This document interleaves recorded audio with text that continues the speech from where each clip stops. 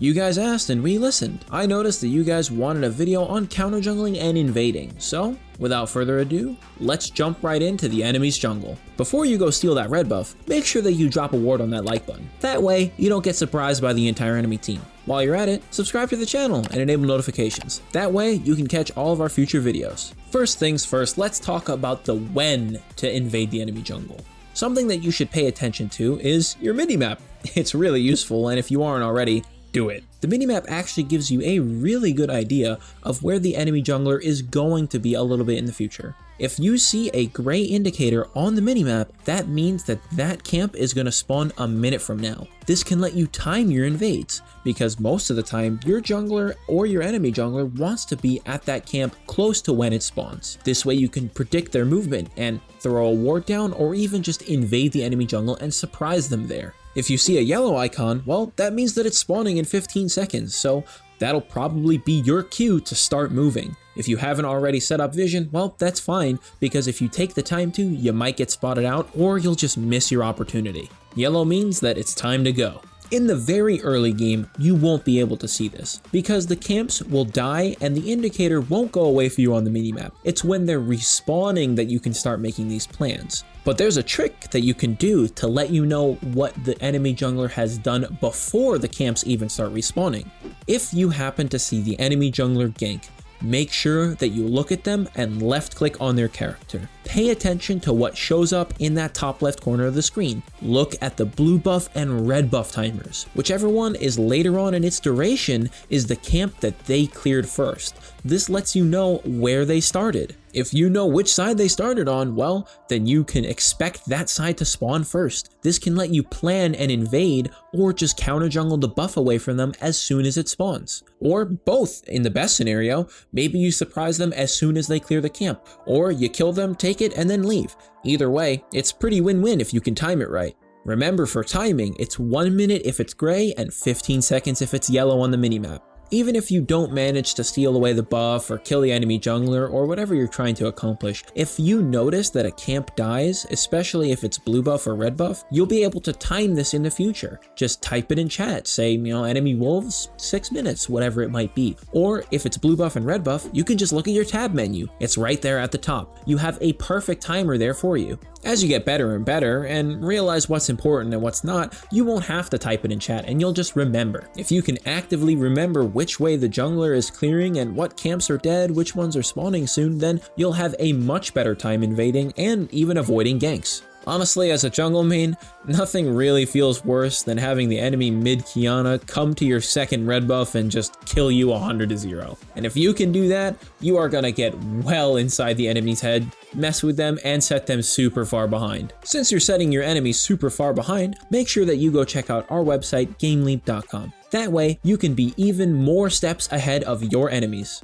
We have tons and tons of guides, from champion-specific content to lane-specific content, and even just generic skills. There's something there for you to improve on. Everything that we do is done by challenger level players, so it's like having your own pocket team of challengers to help you improve and learn more. You know you want that next highest rank, so go check it out to give you that edge that leads you to the next level. Now that you know about that trick to figuring out where the enemy jungler started and what you want to be looking for timing your invades, let's talk about what you're doing on the invades. We're not even going to cover step 1 because we're not there yet. We're looking at another step 0. Before you invade, you want to make sure that your lane is not in a bad spot, or that you aren't leaving up resources as a jungler that the enemy can take advantage of if you have a bad invade. As a jungler, this usually means taking that side's scuttle crab or your side's camps. That way, if you do die or something goes wrong, your enemy can't pressure you there. On the laning side though, this usually means that you want to shove your wave into the enemy tower completely.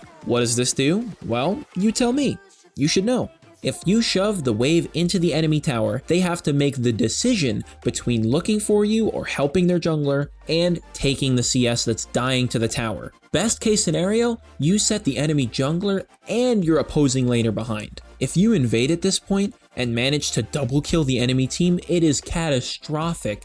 They can miss multiple waves under their tower and the enemy jungler can be denied camps. Not to mention, you're killing them, so you're getting golden experience on top of all of that. If your enemy laner decides to not go help their jungler or look for you, well, they'll get the CS, but chances are their jungler's gonna die. On the other end of all this though, if you're a jungler, remember that if your laners don't have their wave shoved in, it can be problematic for you to invade. Not only could you be at risk of 2v1ing, but the enemy might not even lose anything for going to kill you. You might be forcing your laners to decide between helping you and getting all that CS and gold in lane. No matter what role you're playing, always make sure to take a look at the minion waves and where they are when you are invading. Now that was a pretty lengthy step 0, but sometimes the preparation is the most important part. So let's move on to that step 1. What exactly are you going to do? Well, if you get there and the enemy camp is alive and they're not there, if you're a jungler, well, try and take it. Just be careful. Think about the matchup that you have.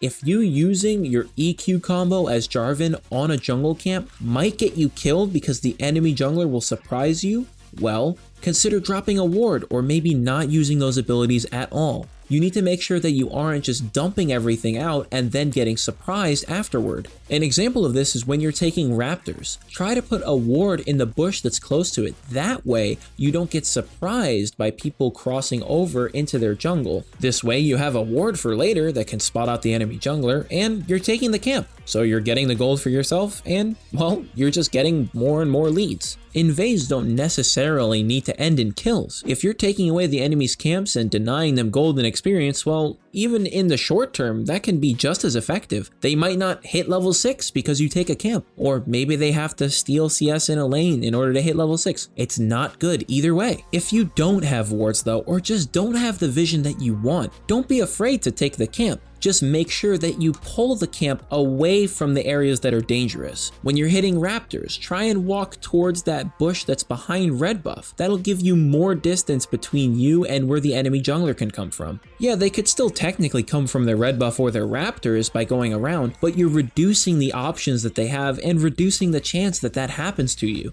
At the end of the day, even if you know that your opponents aren't even anywhere nearby, think about dropping a ward after you clear the camp. If you don't fully clear it and leave one monster alive so that they have to kill it in order to start the respawn timer, that's actually a really good situation. You'll be able to see them kill the camp and then know to time the respawn in 2 minutes, or if it's a buff, it'll be tracked in the tab menu for you. This vision can give you information for future invades and let you know where the enemy jungler is right now and maybe even where they're trying to go. And remember, this is super important. Do not ignore the timers that you can see. If you can track these, whether it be on your own or in chat, you'll be able to preempt the enemies as they go there and intercept them every single time. Just be careful though, if you do the same thing over and over again, the enemy might start to expect it and play differently, or they might even ward for you. To wrap things up, let's talk about the Ace Windstorm Classic. Patience. Here's an example. If you have a ward on the enemy raptors and you see their jungler started up, and you are right on the other side of the wall without having been spotted, what are you going to do? What are you looking out for? How are you going to engage? These questions are super important. The best case scenario is to wait for them to use that important ability that will prevent you from killing them. Let's say you're fighting against a Talia. Her E shoves you away and her W slows you and does tons of damage. You want to wait for her to use those on the camp and then go on her. That is when she is at her weakest point. It could be something that does damage, it could be something that CCs you. It might be a mobility spell or both, who knows? Whatever it is, you need to make sure that you wait for your opponent to use that important ability. And this can work in multiple ways. Even if you don't have a ward on a camp and you invade, let's say you walk up to the raptor bush, well, you can just wait there if you know it's alive and the enemy jungler wants to come, but you want to make sure that you wait until they face check the bush that you're in. Most of the time, this lets you surprise them in the worst place possible. Sometimes if you're playing in bushes that are near enemy towers, you don't want to jump out and engage them until they get closer to you. Sometimes being patient isn't the right move though. Let's say you see the enemy support walking towards the bush that you're in, and you have a feeling that they're probably going to ward it for their team or maybe just to feel safer. You want to engage on them as soon as they get in range before they can place the ward. That way you're still a surprise. If they can see you, they'll have more of a chance to react to you in time. And with all that, we have finally covered some of the basics to invading and counter jungling. To find more, make sure that you go check out our website, GameLeap.com. We are listening to you guys to make the videos that you want to see, and if you guys want even more on invading and counter jungling, make sure to let us know. You'll definitely be able to find it on our website. All of the stuff that we do is made by challenger level players. We have a ton of guides and we're always trying to make more. Everything from champion specific stuff all the way up to the basics. No matter what skill level you're at, there is something there for you, I guarantee it. If you made it this far, thanks for watching the whole video. You've unlocked the hidden +1 to your gameplay and mental. As always, my name is Ace Windstorm, and I will see you guys later.